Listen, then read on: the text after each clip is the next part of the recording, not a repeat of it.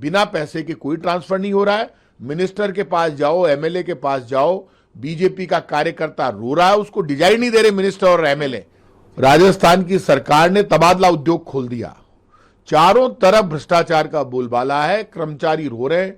इतनी बड़ी तादाद में आपने भ्रष्टाचार के आधार पर, पैसे के आधार पर ट्रांसफर कर दिए। यहां मस्जिद बन जाएगी, अरे भाई साहब सनातन को बचाओ, आपकी बेटी बेटियों को बचाओ, अब बोलो झूठ, ले लिए डिजाइन।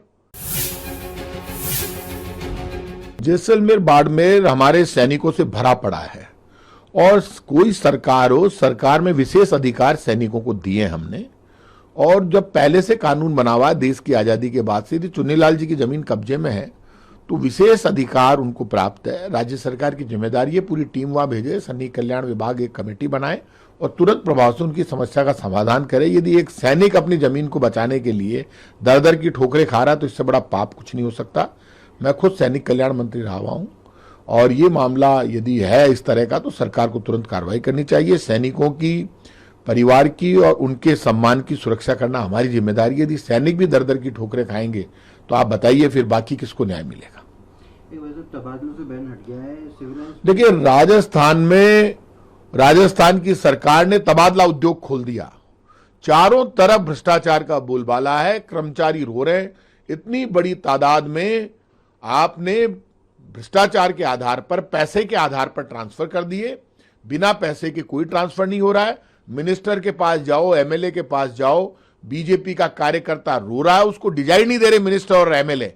जिस बीजेपी के कार्यकर्ता ने राजस्थान की सरकार बनाई, आज वो बीजेपी का कार्यकर्ता रो रहा है। यही बीजेपी का कार्यकर्ता घर घर में जाकर इन्हीं मंत्रियों को, एमएलए को जिताने के लिए झूठा झूठा प्रचार कर रहा था। यहां मस्जिद बन जाएगी, अरे भाई साहब सनातन को बचाओ, आपकी बेटी बेटियों को बचाओ, अब बोलो झूठ, ले लिए डिजाइन, झूठ बोलते रहते हैं। राम जी का हो गया चमत्कार, ये मिनिस्टर एमएलए घुसने नहीं दे रहे, बीजेपी के कार्यकर्ताओं को डिजाइन नहीं दे रहे। सबसे ज्यादा नुकसान बीजेपी के कार्यकर्ताओं का हुआ है। बिना पैसे के कोई ट्रांसफर नहीं हो रहा किसी भी विभाग में। मुख्यमंत्री सचिवालय, मंत्री सचिवालय, एमएलए के घर में, सब जगह बिना पैसे के तबादला उद्योग चल नहीं रहा है।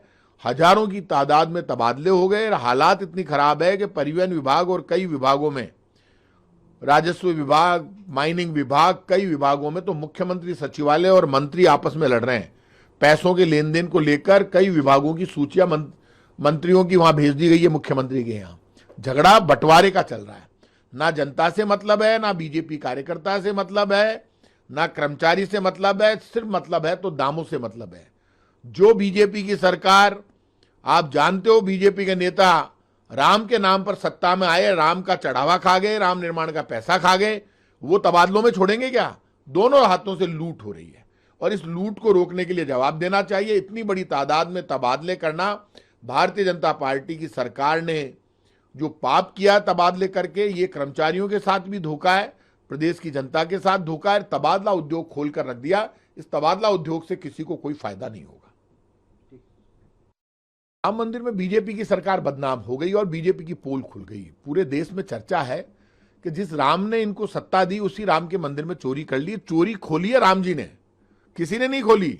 राम जी ने चमत्कार दिखा दिया कि ये चोरों की सरकार है, उन्होंने इनकी पोल खोल दी और इनसे गलती हो गई एसआईटी की जांच कराने की बीजेपी वालों से। यदि ईमानदार हो तो सुप्रीम कोर्ट के अंडर में कराओ, बड़े मगरमच्छ कभी पकड़ में नहीं आएंगे। अब बीजेपी क्या कर रही है कि राम मंदिर की चोरी से ध्यान हटाने के लिए, क्योंकि राम मंदिर में यह हजारों करोड़ों का घोटाला अंदाज ही नहीं है, कि बेनामी चढ़ावा राम मंदिर निर्माण में बहुत दिया।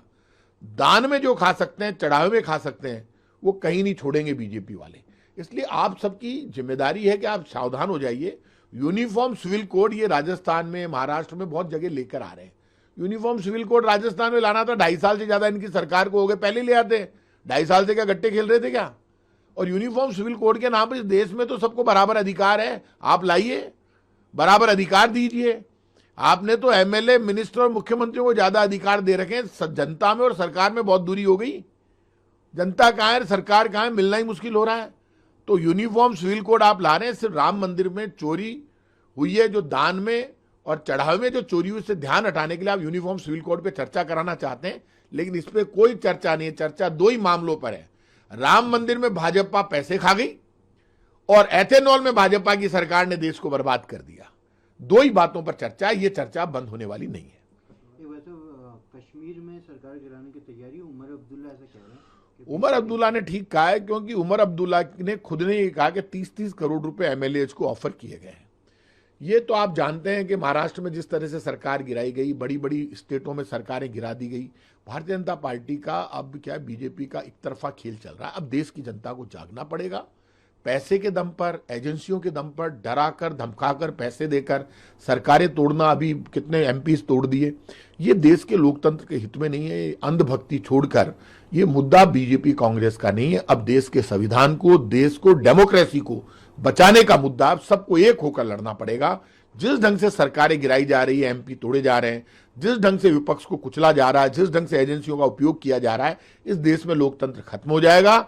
देश को एक साथ खड़े होकर लड़ना पड़ेगा। और इसमें आज कह रहा हूं, ना ये देश के हित में, ना राजनीति के हित में। जो बीजेपी कर रही है सरकारें तोड़ने का, एमपी तोड़ने का, कश्मीर में पैसे देकर सरकार गिराने की कोशिश कर रही है, बाकी जगह पार्लियामेंट में एमपी तोड़ लिए, अब कोई सुरक्षित नहीं है। सुरक्षित यदि कोई बचा है तो बीजेपी की सरकार और बीजेपी के कुछ नेता सुरक्षित है। भीलवाड़ा में 5 मौतें हो गई, कोटा में 5 मौतें हो गई।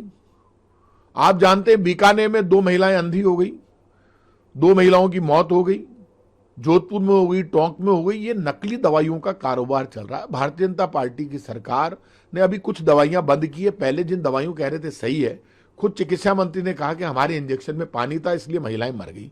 जब चिकित्सा मंत्री ने मान लिया तो उसके बाद मुकदमा दर्ज नहीं हो रहा है। तो ये एक बिल्कुल क्राइम है।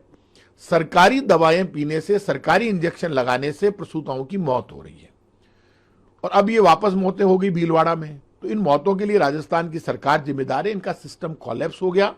हर जगह भ्रष्टाचार है। जब भ्रष्टाचार की दवाई आएगी, नकली दवाई आएगी, तो बच नहीं सकते लोग। इन मौतों के लिए राजस्थान की सरकार, मुख्यमंत्री भजनलाल शर्मा, चिकित्सा मंत्री और बीजेपी सरकार जिम्मेदार है।